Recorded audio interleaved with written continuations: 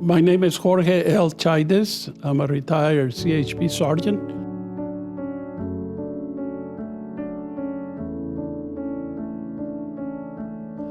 Early in my life, I was 16 years old, and I lost my mother in a traffic accident. And it was required for me to go to the CHP and get a report for the insurance company. And I remember, like if it was today, walking in that office and seeing the officers, the way they treat me, how professional they were.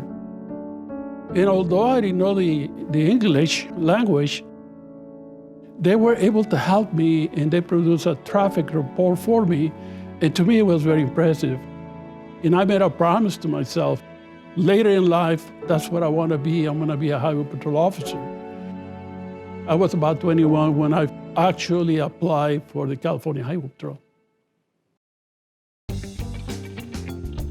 In 1985, I was the chief and commander of the Central Division of the California Highway Patrol. Chief Anderson drove to work about 45 minutes drive in the mornings. And he had this habit of turning on the radio and listening to the news. Specifically, a program presented by a public affairs officer. Trooper Taylor in the Cape Free Traffic Center. His name was Trooper Taylor. He will give an account of the last accidents that occurred, the last 24 hours. Here is Chief Anderson driving and listening to the radio. And then he'll hear, Ruben Jimenez was a fatal, and he killed, 3 more people in an accident. It was a DUI accident. Over and over and over Hispanic last names. Well, after a while, it became apparent to me that there were a lot of Hispanic-sounding names in those people involved in accidents and being arrested. Ted Eichmann was our public affairs officer at the time, and I asked him to take a look and see if this overrepresentation was division-wide and come up with maybe some ideas of what we should do about it. The study revealed that the Hispanic population was disproportionately overrepresented on the number of DUI accidents. It also revealed that Fresno, Visalia, and Bakersfield were the target areas. Enforcement was working, but not in the way we really wanted it to. So going back to public affairs, we always do information and education, and we started to plan a program around that. They awarded the Highway Patrol Central Division a grant that was called the Public Awareness Program for Spanish-speaking drivers. It was a 2-year commitment. That's when I got hired. Pasemos ahora a la ley del consentimiento. This program was to provide a person-to-person awareness educational program to the Spanish community, especially the 3 areas that we mentioned before, Bakersfield, Visalia, and Fresno. Por ley del Estado tiene que someterse a una prueba. I was always looking for someone or avenue to make my program better. So I figured, Mr. Chavez advocates for the farm worker, and that's the ones we're working with. We're working for the migrant population. He became aware through a lot of his workers that Highway Patrol had a program for the Spanish-speaking. And I drove all over to Delano. He was 100% to help me. So he gave me open time to whatever time I wanted to go and do radio programming at his radio station. That was one. Secondly, he gave me a list of all the labor camps and even wrote letters to them saying, hey, the Highway Patrol is going to be there. They're doing this program. Open the doors. We have excellent results. In bingo, the next thing I know, they wanted to implement this program throughout the Central Division, but the grant came with the requirement that we needed to change the name of it. When I graduated from the academy, I went back to college and got a bachelor's degree, like any police officer in police sciences and social sciences. But I wanted to reaffirm my language, and I took a second degree in Spanish and history of Mexico. The professor who was overseeing my degree, we became very good friends. And I asked him, hey, this is what we do in the Highway Patrol. This is what I want to call it. I want to call it El Protector. What do you think? And he said, well, yeah, that's what you guys do. You protect people. I told Chief Anderson, we need role models. We do not have role models. When I was growing up, Superman was my idol, back in those days.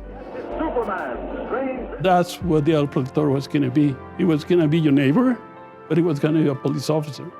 He was going to be the officer. You could come for him for help, not for the ticket. Hi, I'm Roy Huerta, retired CHP captain. It's a funny thing, when I was working the road in Bakersfield, one day I got a call from dispatch. 1019, which means come back to the office. And I said, oh God, what did I do? So when I get here, I meet Chief Anderson and Jorge, and they explain what they wanted to do. You're gonna be the role model. And I said, I'm gonna be the what? My Spanish isn't all that great. They go, nope, I think you're the person. It was almost instantaneous. This guy had the qualities of a movie star, and also he had a vital interest in traffic safety and really wanted to get involved in the program. If I'm supposed to be this role model, or this idol, I said, if somebody wanted to be like me, what could we dress like so even kids that don't have much of resources, money resources, what can they do? And I said, well, let's get very basics. Jeans, okay? But black jeans, right? Just kind of experimenting, and I think we hit the right combination. I want to introduce to you today the CHP's new El Protector program. Because of the large number of accidents throughout our state involving drivers with Hispanic surnames, the CHP decided to implement a new, innovative, and non-traditional public awareness campaign called El Protector. So we figured out, and this idea came from Ted Eichmann, we're going to do teasers in television.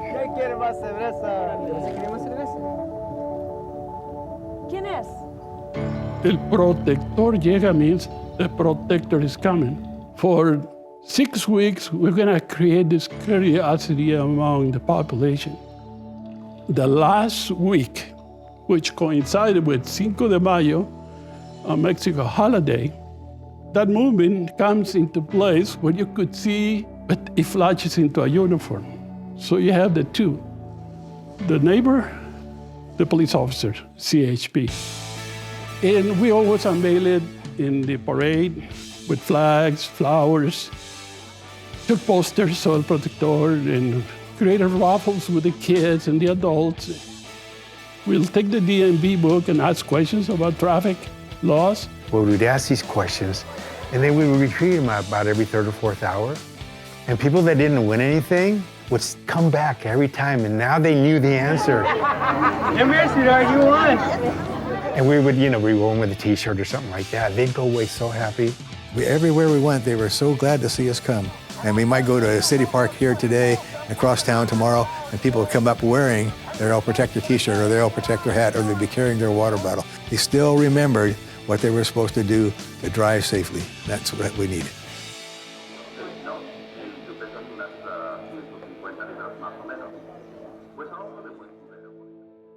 At the end of the grant, 24% reduction in accidents throughout the Central Division.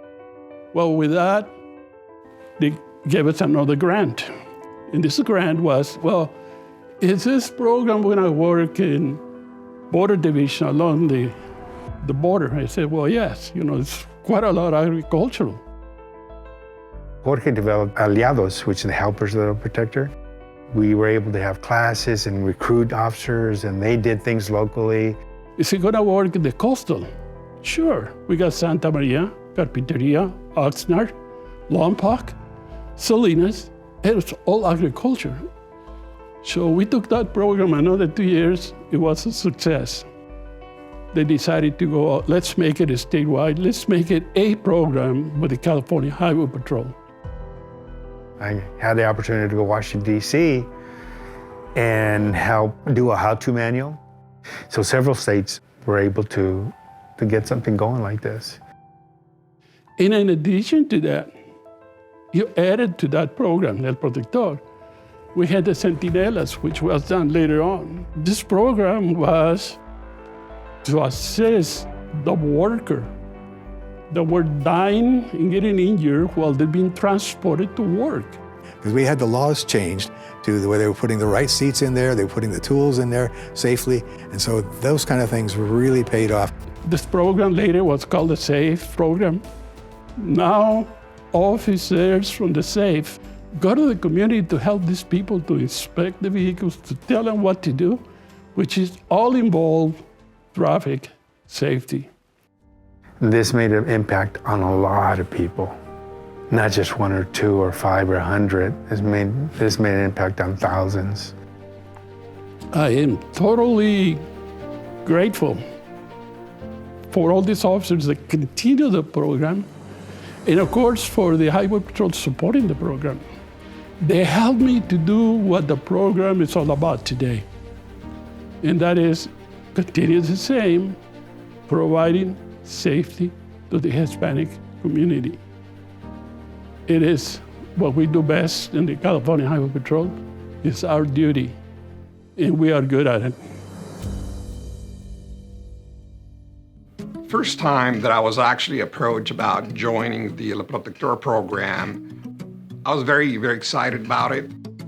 Felt that I was doing a very positive difference, and I was assisting our department in making our communities much safer.